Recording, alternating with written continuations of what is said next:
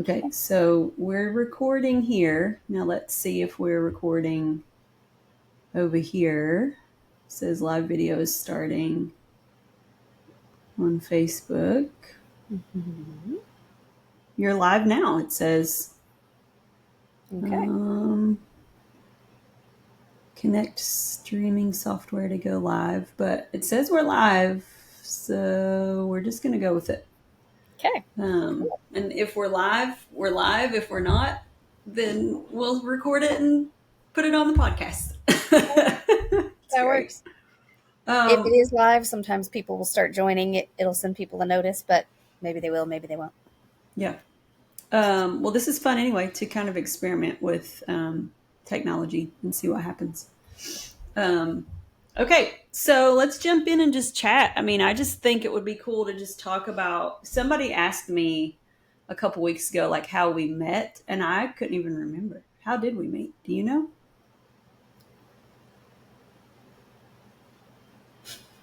I mean, I really just put you on the spot. I I was like, I can't remember the first time we met. I think maybe you reached out to Angel about Oh, setting this up, and she put you in touch with me because that was my lane, not hers. Is my guess. okay. Um, I think it started because of the summit, unless it Last was year. one of my former students having already met you and you connected that way. One of them who Okay. works with you. Yeah, I'm not sure, but it's kind of weird. It's almost like it just was. I know. And then it's just like, I just feel like so many things align with Yeah, like they just did.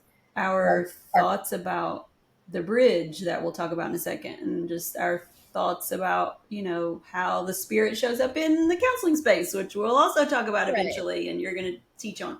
And I think we Um, were just at such the right place in our program at CSU for that too. Like to be able to begin hosting the summit last year was our kind of trial run to figure out what that looked like, and yeah. it went great. It was Yeah. pretty smooth.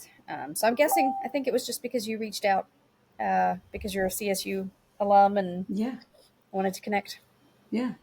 Okay, so let me just tell everyone about the summit, and then I want you to share about CSU, and I want you to share about the clinical counseling program. And I want us to talk too about this bridge, this word we keep using, and what that even means. But so we're in our second year of the Steadfast Summit, and really the summit is about building this bridge. It's about really providing resources for the ministry community, for the therapy community in Charleston, where we can kind of come together and learn under the same roof and make connections and build this bridge together. And so the summit, we do a lot of resources with Steadfast, and y'all do a lot of resources through the clinical counseling program and then other things you'll be doing this year.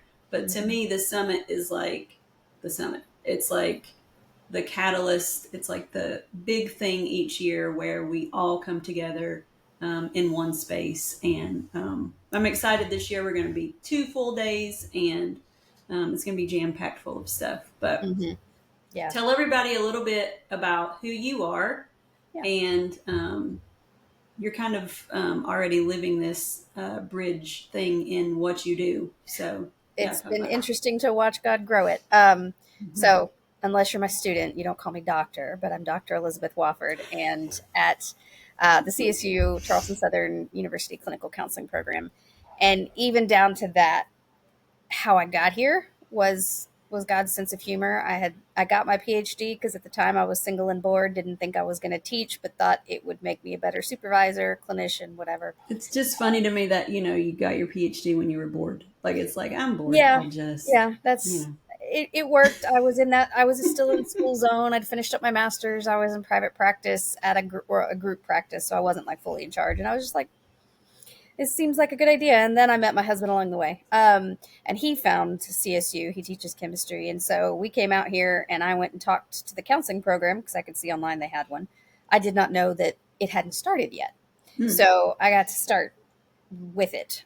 So in 2018, when we started our first group. And so we've really just grown exponentially since then, helped redesign the program to align with KCREP's standards, which we're waiting on their decision from the board any day now. And I've just kind of worn every hat. But what I was passionate about when I got the opportunity to teach counselors is faith integration. And Charleston Southern is really serious about faith integration being what we actually do, not just what we say. Uh, Right. we'll tell students in prospective interviews, that some schools are faith integrated in name.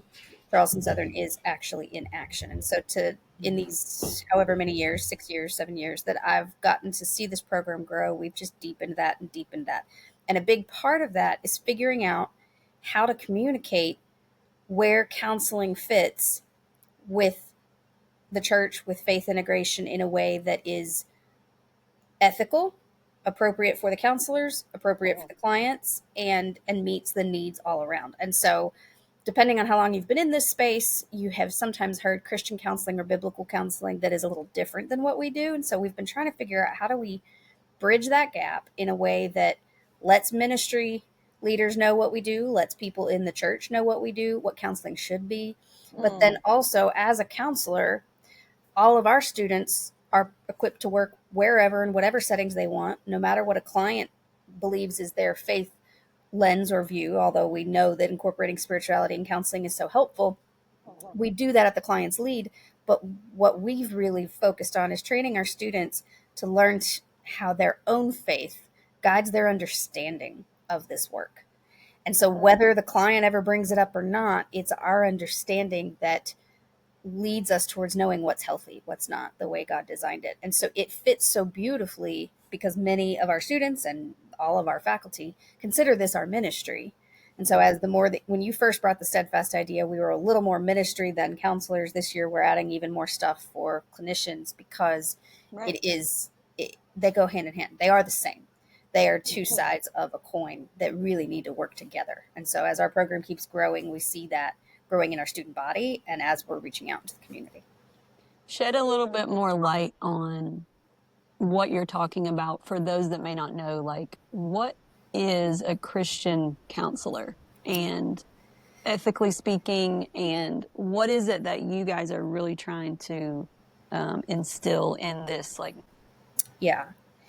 I feel like good counseling in general is about helping clients know themselves, their mind, what they want, what they need. And so, in some settings, if a client comes to me and says, I'm a Christian and I want that included in my counseling, that's fine. But we may be from different denominations. We may be different interpretations from the same denomination.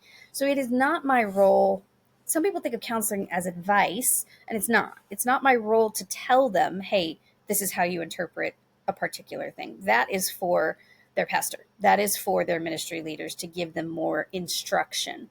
My job and what we teach our students to do and what we train counseling supervisors is how do you help a client process those things? Now, there's times that they want to know that we are aligned at least on some core components.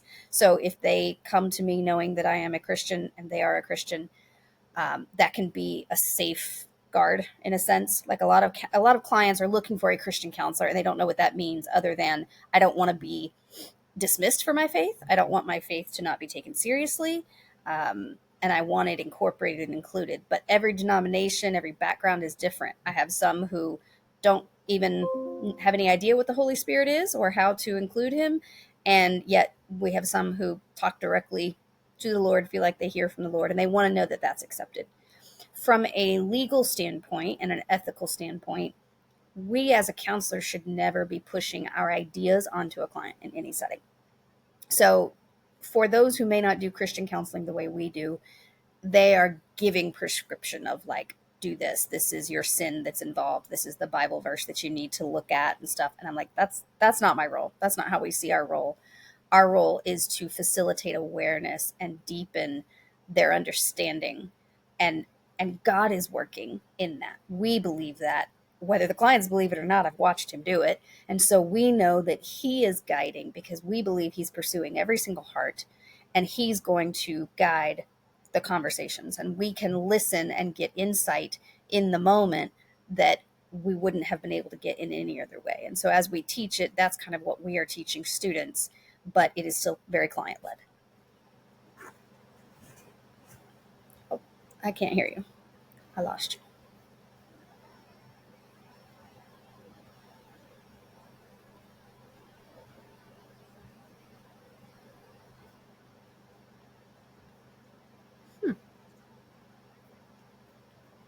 don't know if it's me or you.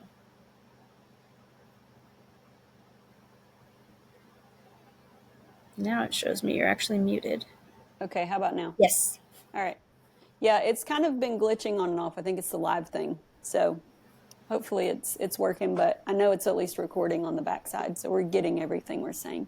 But that's exactly who we are at Steadfast. And when I talk about, like, I feel like there is such an educational piece all the time to operating in this space and really explaining to people that, like, you know, we lead with our clinical tools, and like, we are therapists, we're counselors, we are licensed counselors in the state of South Carolina, and we are serious about the tools that we use, and everything that we do that's related to faith is completely led by the client. And it's interesting, like, you know, some people are coming to us and they're not believers at all, and they're like, I don't want this, like, integrated into what we're doing at all, and that's completely fine. And then some people are coming in with different levels of religious trauma. Some people are coming in with, like you're saying, denominational backgrounds. And so everything that we do, and to the degree that we do it, is always led by the client, 100%. When I was in a group practice back when I first started, and we'd always ask, you know, why did you come here? Because it was a Christian practice, overtly Christian. I had people who were not Christians, and they would say, we think the Christians have better ethics. And it cracked me up. I was like, okay. I mean, we're all human, so that's not always true. But it just, sometimes they come because they think they can trust that in a new way, that they don't know anything else or want anything else about the faith component. And so that goes to that ethical piece. It's led by the client. That we make sure they know that, and that they are getting their needs met, because we believe God's going to meet their needs in so many different ways. Yeah. I find too, it's interesting, like, I see us as, like, kind of an on-ramp both ways. So we have the word Christian in the name of our company. And so I feel like that kind of is an on-ramp for believers to maybe feel a little bit safer using some of these psychological tools in the space, right? Where maybe that would have seemed like, you know, you pull an EMDR light out, and that light, you know, you got to kind of explain, like, what are we doing? You know, but to make that seem a little bit safer because they know the person, they know the belief system of the person, that's kind of an on-ramp to maybe using some of these things that perhaps people would be leery of. But then in the other direction as well, like, for our clients who have no interest in the faith, and even maybe have, like, some negative feelings towards the faith, like, I think we have also been a softening in that way, because they come into the space and they see, like, people who profess Christianity, and yet we're not pushing our beliefs on you, and we are, which socially has become an assumption that we are working to change. Just Christian in general, and then counselor in general, in many settings, are pushing certain agendas, and we believe that it's not about our agenda. Our only agenda is health, wholeness, and healing, and what that looks like is different for every person. I'll say one other thing on this and then we'll move on. But I wrote a blog post yesterday because I was having a conversation with a pastor, and he said some of the pushback that they've gotten, that he's heard people say, like, this pendulum is swinging too far. Like, we are integrating mental health way too much into, like, the church setting. And, you know, what happened to, like, what you were talking about before, like, good old fashioned, like, pastoral, like, counseling, right? Quote unquote. I try not to use that word. Pastoral guidance, maybe. There you go. Thank you.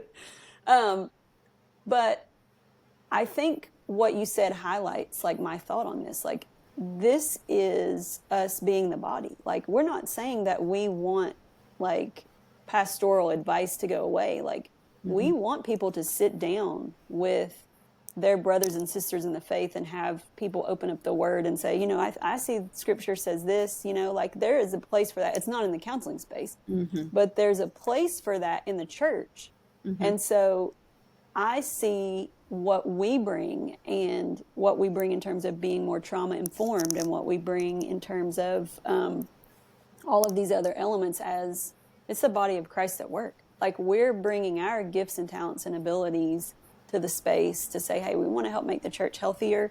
We want to help each part of this particular body be more trauma informed and full of care. And hey, we've got resources that when, you guys see XYZ, like, here are things that you can do now. Yeah. And so the phrase that keeps coming up as you're saying that, we teach to students all the time, clients are the experts in their content. We are the experts in the process. And I feel like that's what we're bringing understanding and expertise in the process of what the pastors and the church and all the ministries are trying to do.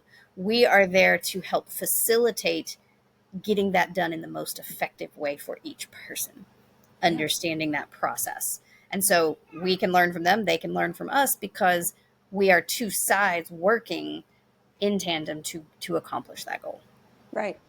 And the idea of, like, why this is such an overlap is because people do come to the church for healing, like that's what they're coming for. And so what we do is so relational, and what the church is doing is so relational. And so there are just layers of overlap in this, but the methods are completely different. I mentioned in the blog that, like, I had a pastor say to me one time, like, you just couldn't understand that I don't tell people what to do.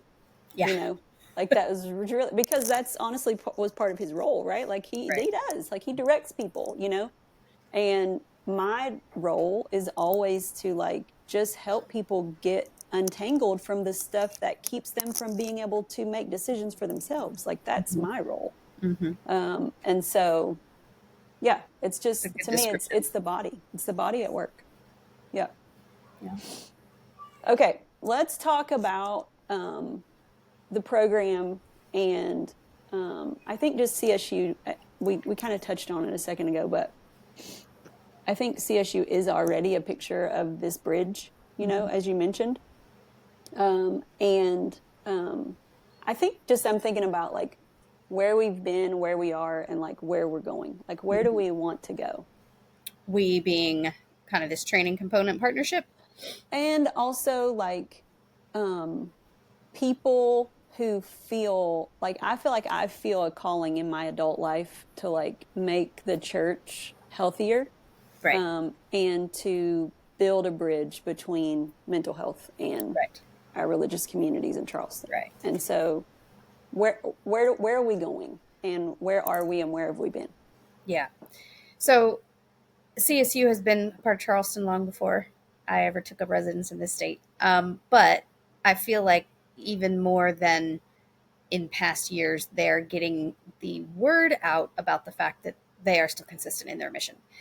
We're under new leadership. We have a new president and a new vice president in the last year and a half, and they've been really good about helping it get known and seen that CSU's goal is to integrate faith into leading, learning, and serving. I'm going to butcher that. Living is just part of it. Leading, learning, and serving. Yeah. And so they pursue that. They charge their students with that. They charge their faculty with that. And so a large part of that is a bridge naturally. They have good science programs. They have aeronautics. They have things that put well-developed believers into the world in whatever setting they are called to. And then they have ministry-based programs. And the clinical counseling program started under psychology. By the time we got to our clinicals, they moved us over to the College of Health Science with other programs like the Doctorate of Physical Therapy, the PA program, public health and athletic training and things, because they realized these are the clinical service professions. And so all of us in this college have a similar role of, we have national standards, we have ethical standards, we have things that say we are equipped to serve anyone out there. But what makes our training distinct is that they're going to be taught from a biblical worldview. And depending on your background in church hurt and church trauma, even that phrase, biblical worldview, might make you bristle. It used to make me bristle. To me, what that really means is not that I'm teaching my students a particular view. I'm teaching them to seek it out themselves. We're teaching them to understand Scripture themselves and to know God themselves. And so this year we have piloted a new, like, faith integration plan within the clinical counseling program specifically that we're already seeing such results, and I'm loving it, because we basically mapped out what are components of a worldview, And so we're taking students across all the different classes through these things, and we're unifying it across the whole program. They have to create a worldview map and begin to really learn how to critique. And what's funny is when we had our accreditation site visit from a non-Christian organization, and they were like, okay, we want to know, how are you guys teaching students not to push values? We just laid this out, and we're like, this has been the biggest piece, because the better they know their own views, the better they see what they don't know, and the easier it is for them to work with wherever a client is. But we've And watched you their are talking about relationship. being trauma informed Yes, right now. we've watched their relationships deepen, and we've watched all of the things that were creating division just settle away. Not all of our students are believers. Some of them come from backgrounds that don't understand church at all. We had a really fun discussion in class last night because they didn't know anything about sacrifices and Old Testament history, and yet the better that we make each person understand what they believe and why, and seek out the Lord and his word and all of that, it all falls away. And it becomes such an amazing way to work together. So you're right. That's exactly what trauma informed should be, and what it means that all of these players interact together. So that's where our counseling program is going. And I think that's why it fits so well with where Steadfast's vision is and what we want to do, because our program is going to keep growing. So our students are growing in visibility in the community at all these different sites, and that's what they bring that is unique to almost any other interns. Sites are telling us your interns are different, and they're good because they're doing work. They're doing good, their own they're work. ethical, but they're doing their own work, and they are taking people deeper because they're doing their own work, and they think they're just brand new newbie students, but they are standing out because they're doing this themselves, and they are being that representation of the body, whether they ever mention that or not. Charleston Southern is the name on their training, and that is part of that representation. Gosh, I love that so much. Like, that is it. Like, that's it. That's what we are trying to do for every ministry leader. That's what we're trying to do for every therapist. I think of it as like knowing what is in everybody's rolling a suitcase into every space that they're in, full of their background, full of the experiences that they've had, full of their doctrine, full of their and so we've got to the degree that we can, which I think it's a lifelong process. I'm not going to know every little thing that's in my suitcase, right? I'm going to be discovering my whole life, right? But to the degree that I can, to be aware of my suitcase as a therapist that I'm rolling into the space. And as a home group leader, to be aware of my suitcase that I'm rolling into home group, to hang out with these people and have relations. And I love what you're talking about, that once people start like looking through their luggage a little bit, like what happens is and there was I don't know if you listened to, I always call it the Gospel Project because we used to do that in Sunday school a long time ago. The Bible Project. Last year, they spent the entire year in Sermon on the Mount, but one of the things they really took a deep dive in was righteousness. And this idea of like, to be like, this word righteousness has a lot of baggage. Like, we need to unpack that word, right? But really at its essence, it means that we're in right relationship with each other. And so if we Not think just about God, in each other, which means there's no leveling, right? And so when we start like looking through our luggage, what you're explaining there is these students are like relating to each other like on the same level, right? And so they're able to connect more deeply, and they're in right relation. That's righteousness. That's what that is. And so to me, that's a healthy church. Like, that's a healthy work environment. Right? And that is exactly what we're trying to do. And it starts with healthy people. You can't be a contributor or a catalyst in any of those environments until you've done it yourself. Like, I remember being in grad school, and the difference among student interns that would start to show up was those who've done their own work. And so later I get, I'm fully licensed, I am a teacher, and I had a friend come up once and was like telling me about this counselor they'd worked with that they liked, but they're like, but I don't know how to say it any other way. They're like a white picket fence counselor. Oh gosh. And I was like, and I know Yeah. that person, and I know that person has their own stuff and their own history, but they had not walked through it. And so we tell students all the time, you don't have to walk through the same thing your client does, not in the slightest. You have to be familiar with that process. And it's not even about self-disclosure. It's No, just no, even they don't ever have about, to know. It no. deepens your ability to sit with their pain, to see how deep they need to go. One of my professors loved to illustrate this till he got too old to do it. He would stand up on a table and he'd be like, if I haven't walked to the edge of my cliff, I cannot walk someone to theirs. He's like, so it doesn't matter if I'm way back there, if I don't know what it's like to stand on the edge of that cliff, waiting to be ready to make a decision to branch out, try something new, make a change, because we don't usually do it till it hurts enough to do it. Right. I cannot walk there with someone else. Gosh, and he got old enough. He's like, all right, I can't do this anymore. So he started making students do it. Stand on top of the table. Right. I need a volunteer. Yeah. And that's what we want to do. And I think that works on ministry and therapist side, because much of the church hurt actually comes from ministry people not doing their own work. Exactly. Because they don't realize what they're doing. They don't realize what they're bringing. And so our role, we have a lot of students who were in the ministry space first and came to our program because they've seen this need, and they say, I want to be a counselor that's in the in-between, that can talk to the church and to people in the church in the language they need to understand, right, but also talk to the world and to clients who may have all sorts of perspectives of the church in a way that they can understand. It's like Paul says, be all things to all people. Yes. Like, we want to be that in between and to see where that's going to take us. That's awesome. I feel like we can end right there. That's it. Okay, we'll plan on talking more. Like, I feel like, that was like 25 minutes, and I think like we got deep there, which, as we do. Yeah. It doesn't take long. No, it doesn't.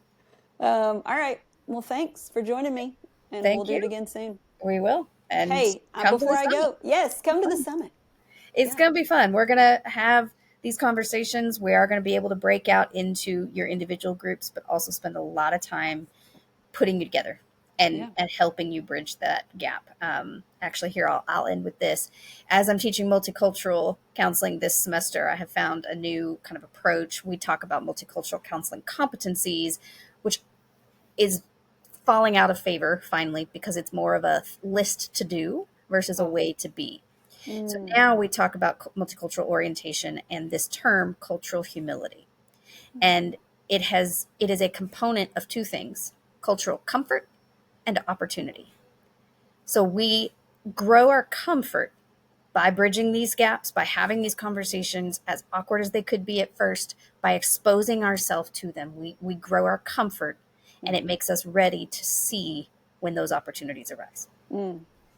And that is what comes across as humility in a way that to me represents Christ. Exactly the way he did. He was alert. He was aware for there's somebody there, there's something there, and he knew how to address it. And that's what all of us want, is to be able to be that. Yeah. Yes. So, come join us. I don't have anything to add. Yes, come join us. Yes. I'm sitting here thinking, like, I'm just so thankful that, like, the Lord brought our paths together. I know it's for a purpose, and, like, you fire me up every time I'm around you, so. Same here. All right. I'll talk to you soon. All right. Bye.